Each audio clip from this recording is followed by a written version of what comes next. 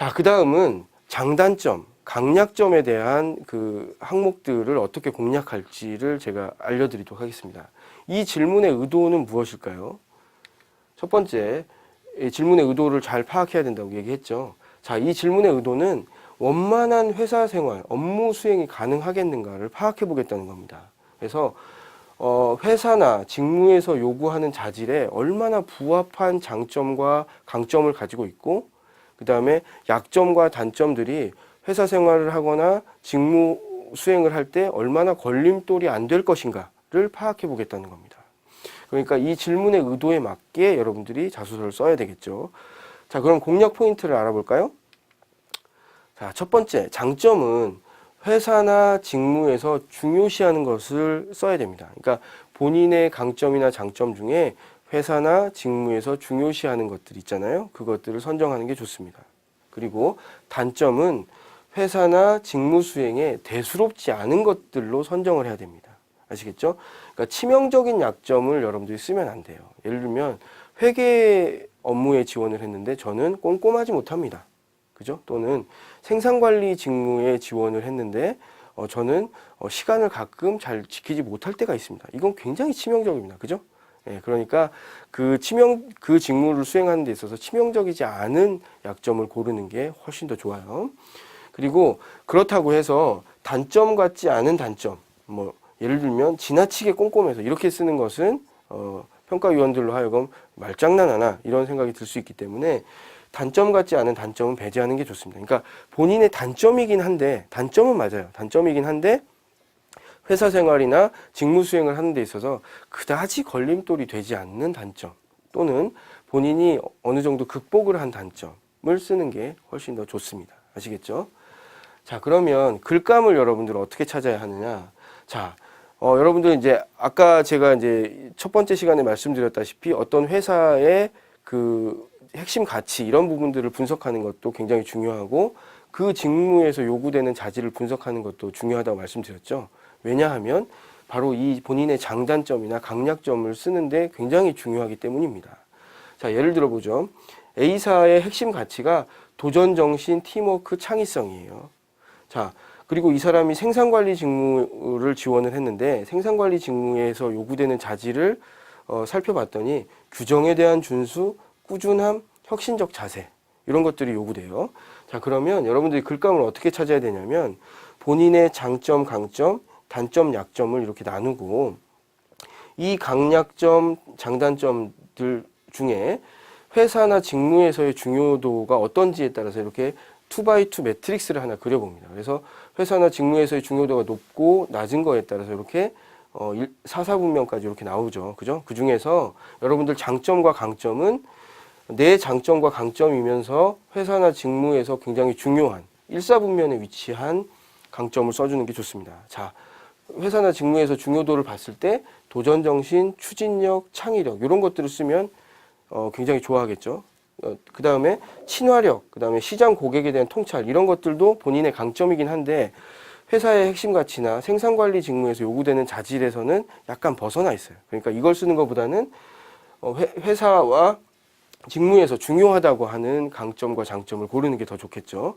자, 그 다음에 반면에 이 단점과 약점은 회사나 직무에서 중요도가 떨어지는 걸로 선정을 해야 됩니다.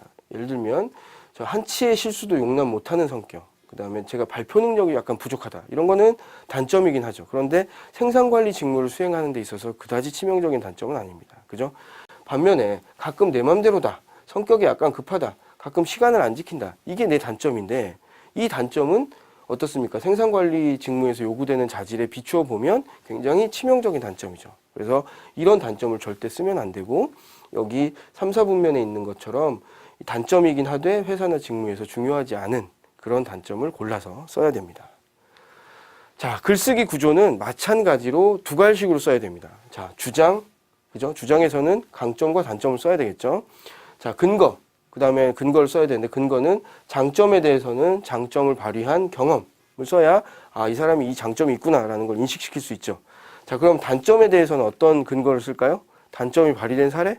예, 그건 굳이 쓸 필요 없습니다. 단점에 대해서는 단점을 극복한 노력에 대한 경험, 노력을 보여줄 수 있는 경험을 쓰는 게 좋습니다.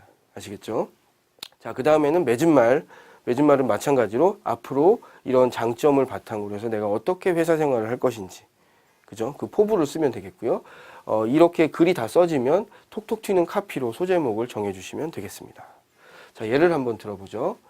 자, 이 사람이 그 본인의 장단점에 대해서 한번 써라라고 했는데, 어떻게 써야 돼요?